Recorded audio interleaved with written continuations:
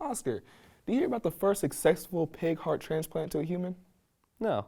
Is that even possible? Well, the jury's still out, but the man's still alive, so I guess. I'm not sure I like the idea of getting a pig's heart put inside me. Well, the man was terminally ill with heart disease, so it was either certain death or accept the risk of a pig heart. So they just went to a farm and grabbed a pig. They thought it would be a good match. No. This pig was cloned and genetically modified for this exact purpose. What? That doesn't seem right. Yeah, it definitely is controversial, as most animal testing is, but that pig is doing a lot more for that man right now than all the hot dogs I've eaten are doing for me. Wow, that's a pretty good point. Kind of makes you think. Yep, and there are some scientists in Germany who are working on genetically modifying a special breed of pig for the sole purpose of being organ donors. Okay, Trenton, give me the deets. An organ transplantation is a complex medical procedure that transfers an organ from one body into another body. Organs are a part of a bigger structure that performs a vital function. In the case of us humans, the bigger structure is our bodies. Some examples of organs are the brain, which operates the whole body, the lungs, which are for breathing, your bones, which give you structure, your kidneys, which filter out waste and extra fluids, and even your skin is an organ, which keeps everything inside and protected from the world. And of course, your heart, which pumps blood through your body and keeps you alive.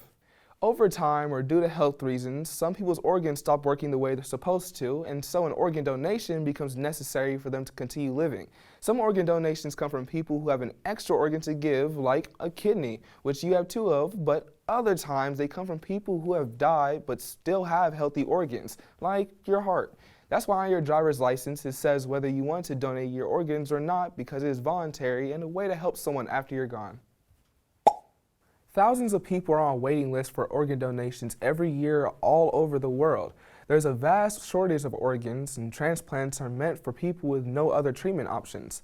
That brings us to the pig heart being transplanted into a human man. This process is actually called a xenotransplant, which means the transferring or infusing cells, tissues, or organs to humans from a non-human source. Researchers at Ludwig Maximilians University in Munich, Germany are working to have a new species of genetically modified pig that is ready to be used for human organ transplants by 2025. This will close a large gap in the need for donations.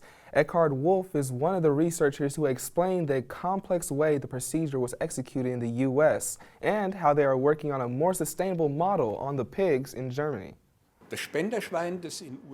The donor pig that was used in the USA, where recently the first pig to human heart was achieved, was a cloned pig, meaning it was produced from tenfold genetically modified cells via the transfer nucleus. This is certainly not the right way to go for routine clinical use, because cloning in itself can also have side effects, which we want to avoid. We will definitely create our own donor pigs through breeding. This means we will only generate the founder animals via cloning, and then create all further generations, so to speak, quite normally through breeding. We work in the field of xenotransplantation. Our job is to genetically modify the donor pigs so that their organs are not rejected after transplantation into humans. How do we do this?